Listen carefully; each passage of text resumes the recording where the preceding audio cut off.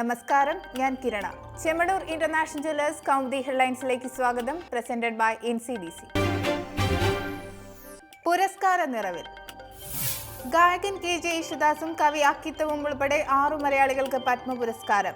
ഗാനഗന്ധർവന് പത്മവിഭൂഷൺ. അക്കിത്തത്തിന് പുറമെ ഹോക്കി താരം ശ്രീജേഷ്, പാറശാല B പൊന്നമ്മാൾ, ചേമഞ്ചേരി കുഞ്ഞിരാമൻ നായർ, കളരി ഗുരു മീനാക്ഷിയമ്മ എന്നിവരും പത്മശ്രീ തിളക്കത്തിൽ. BJP നേതാവ് മുരളി മനോഹർ ജോഷി, ശരത് പവാർ, അന്തരിച്ച മുൻ ലോക്സഭാ സ്പീക്കർ PS സാഗ്മ എന്നിവർക്ക് പത്മവിഭൂഷൺ. ശ്രീജേഷിന് പുറമെ കായിക രംഗത്തു നിന്ന് വിരാട് കോഹ്ലി, സാക്ഷി മാലിക്, വികാസ് ഗൌഡ, തങ്കവേലു മാരിയപ്പൻ എന്നിവർക്കും പത്മശ്രീ. പുറത്താക്കും വരെ പ്രതിഷേധം.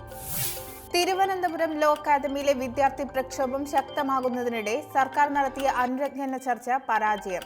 പ്രിൻസിപ്പാൾ ലക്ഷ്മി നായരെ തൽസ്ഥാനത്തു നിന്ന് മാറ്റാതെ സമരം അവസാനിപ്പിക്കില്ലെന്ന് യുവജന സംഘടനകൾ. പ്രിൻസിപ്പാളിനെതിരായ വിദ്യാർത്ഥികളുടെ പരാതികൾ മുഖവിലയ്ക്ക് എടുക്കുന്നുവെന്ന് വിദ്യാഭ്യാസ മന്ത്രി. അതേസമയം ലോ അക്കാദമിയിലെ വിദ്യാർത്ഥി പ്രക്ഷോഭം ഏറ്റെടുത്ത രാഷ്ട്രീയ നേതാക്കൾ. സമരക്കാർക്ക് പിന്തുണ അറിയിച്ച് നിരാഹാരം കിടക്കുന്ന വിദ്യാർത്ഥികളുമായി VSന്റെ കൂടിക്കാഴ്ച. അനധികൃതമായി അക്കാദമി കൈവശം വെച്ചിരിക്കുന്ന സർക്കാർ ഭൂമി തിരിച്ചുപിടിക്കണം. വിദ്യാർത്ഥി സമരം ന്യായമെന്നും VS. ലോ അക്കാദമിയുടെ പ്രവർത്തനങ്ങൾ ദുരൂഹമെന്ന V മുരളീധരൻ. സ്വകാര്യ സ്ഥാപനത്തിന് എന്തിനാണ് സർക്കാർ ഗ്രാന്റ്?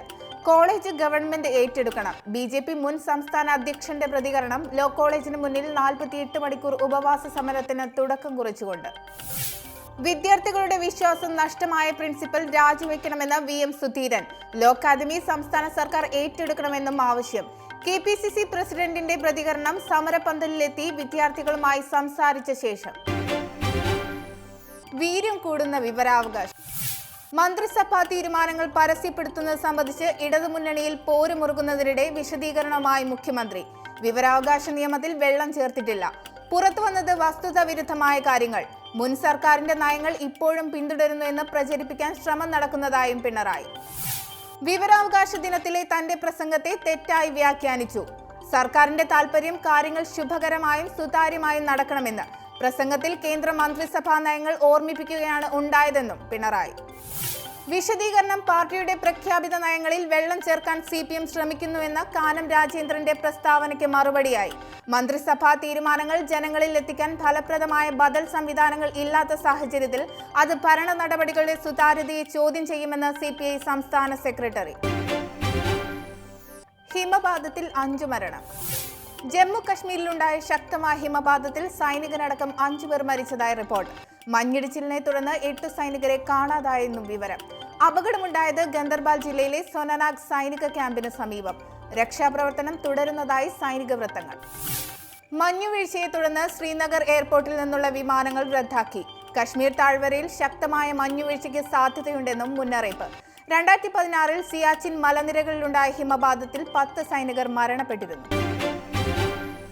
ഇനി ഇന്നത്തെ സ്വർണം വെള്ളി നിരക്കുകൾ.